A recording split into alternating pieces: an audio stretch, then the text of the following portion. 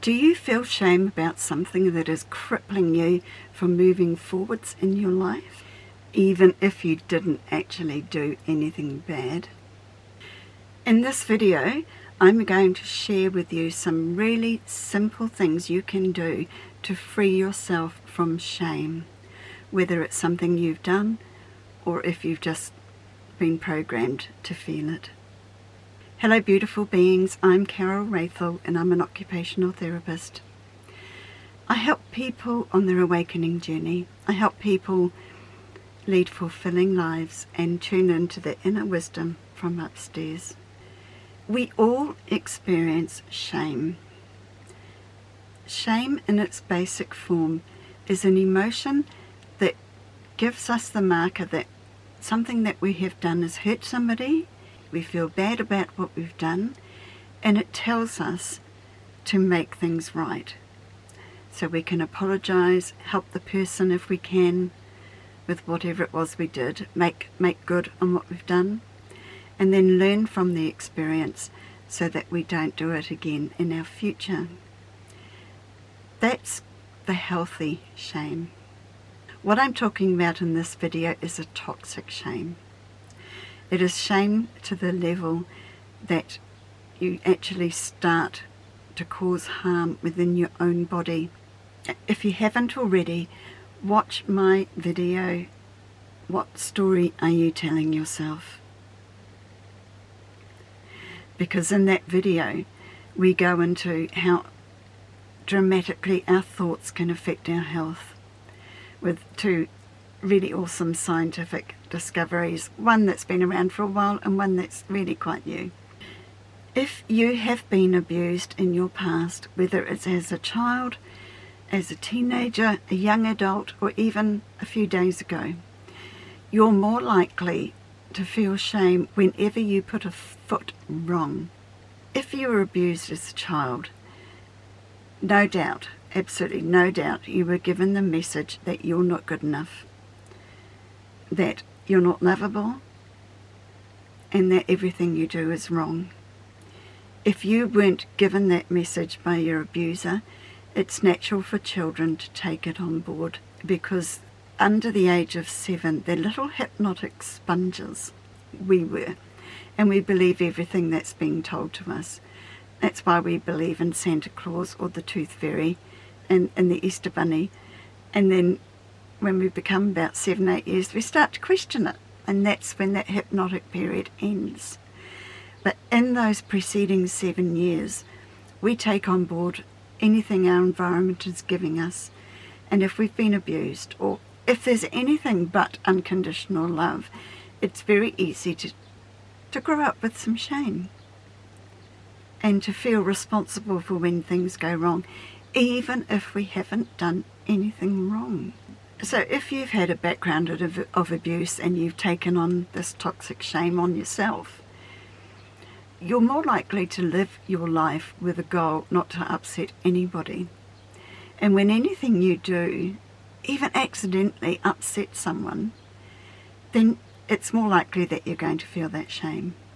And if it's the wrong sort of person, they're going to thrust that shame on you and make a big deal, or deliberately take what you say as wrong.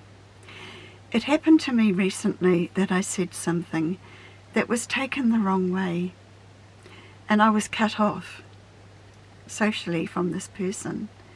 I wasn't even allowed the chance to apologize and explain myself.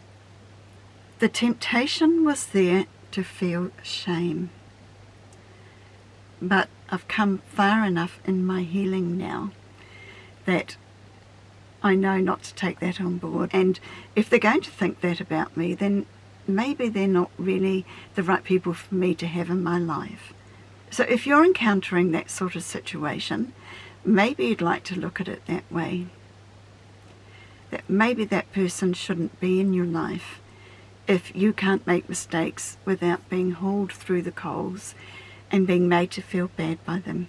People also, particularly those of us who've been abused, when you're embarking on a journey of learning to be assertive and standing up for yourself and saying to a person, when you do whatever it is I feel. And when I feel that, I don't feel like I want to spend time with you, or something like that. When you make an assertive statement like that, if they're blaming you and making you wrong, then it's very easy to feel ashamed of even trying to stand up for yourself. It's how toxic shame works. So what I suggest you do is think back over some of those events that you're feeling shame about. Yes, there are probably some events when you've done something that hurts someone and you feel bad about it. Yes, that's natural, and we'll get to that as well. But also make some notes about the times when you were just trying to stand up for yourself or make things right or set some boundaries, healthy boundaries, and you ended up feeling ashamed. Make a note of those too. Make a note of the triggers that caused you to feel the shame. What were your thoughts? I always make a mess of relationships. I always end up screwing up relationships with the people I live with. I've just shared with you some of my shame thoughts that used to run through my mind. So see what runs through yours.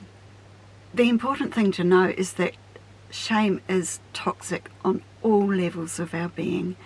It can affect us physically, as in the negative thoughts that we have about our body can create ill health, especially if we're feeling ashamed about ourselves for a long period of time.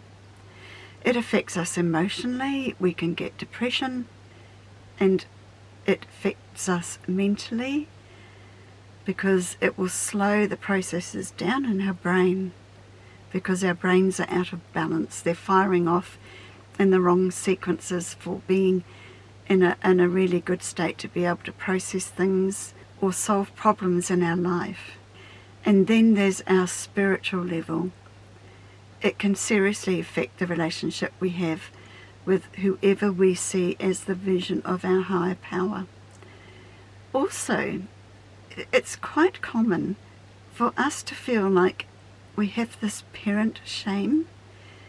When we originally had the illusion of leaving God and came into these life experiences on earth, we forgot our connection with Source. We had to do that. It was part of the agreement that we forget. And so we come in and we feel like we're alone. But there is this sense that many souls have of not measuring up. Toxic shame can happen for many different reasons on many different levels. So let's get empowered now and see what we can do about this. First and foremost, I invite you to have some compassion for yourself.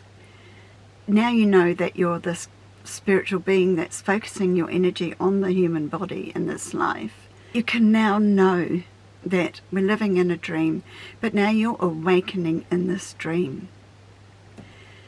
We came to experience the full richness of life, the full range of emotions, the full range of experiences. We came to experience the darkness, because without the dark, how can you know the light? Without fear, how can you know love? So we came here to make mistakes and learn from our experiences. So have some compassion for yourself. Everybody makes mistakes. Everybody makes mistakes. The question I ask you is, are you going to be a victim of your mistake and carry on feeling ashamed of yourself? Or are you going to move into being empowered and learn from the experience, take responsibility to learn from that experience and make a choice not to do it again, or to do your best not to do it again? The other question I invite you to ask yourself is there actually a reason here for you to even feel ashamed? Have you actually done anything wrong? Or have you engaged in a really healthy practice of setting boundaries, being assertive, and drawing the line in the sand and saying, I will not tolerate that? That is a really healthy thing to do. And if you've done that and you're being made to feel shame, then yes, I invite you to question the position of that person in your life. What are you going to do about it? If it's a friend, do you need to have that friend in your life? Or are you ready to move forward and find friends that reflect that you are a worthy being? You are worthy of love. And that's the second thing I invite you to do, is to see yourself worthy of love. Tell yourself you're worthy of your own love. Tell yourself you're worthy of other people's love. You are worthy of God's love. You are worthy of having a place in this world. The third thing I invite you to do is take an honest look at what your personality gifts are. We all have personality gifts. That would be things like having a great sense of humour, being able to see the positive in a situation, being able to adapt to change. And if you've been abused, you have an incredible strength because you survived that abuse. And you got to this moment in life where you can now work on toxic shame that actually doesn't belong to you. So your personality strength is that you are really strong. You have an incredible strength of survival. So power yourself into that strength. Get into that inner warrior inside you and embrace your inner warrior that's going to protect you, and give yourself that right to take a stand. I know the journey can be rough. I experience it myself on a frequent basis. But I feel a lot better about myself because I took a stand, because I took that risk, rather than how I used to do, which was just feel really bad and retreat into my little shell and not go out into the world. It is not a life. It is just hiding. We can't exist in a vacuum. We do need our fellow men and women. We need our family. So get out there, take a stand for yourself, and the people that don't like it, just move them out of your life and focus on the people that actually support you. Maybe you need to join a club. Maybe the toxic group of people that won't let you stand up are everybody you know, and I've been there too. And I had to start anew and find the people that saw the value in me. And those people are there. Believe that they're there, and you can attract them to you. And you attract them to you by loving yourself. This is where I come to say that horrible saying that it's just so true, but we don't always like hearing it. And that is, people treat us as we think about ourselves. It's a signal to you to think about yourself differently and to start to love yourself. And there is hope, and your life will change when you start loving yourself. So for now, I've given you some very simple and powerful things you can do to kickstart the recovery from shame. I invite you to watch the video again and take some notes. It is so powerful how quickly we can turn our prevailing thoughts about ourselves around from self-defeating to self-empowering, self-loving, and freeing your soul, freeing yourself from your own prison. So I'm going to end it there.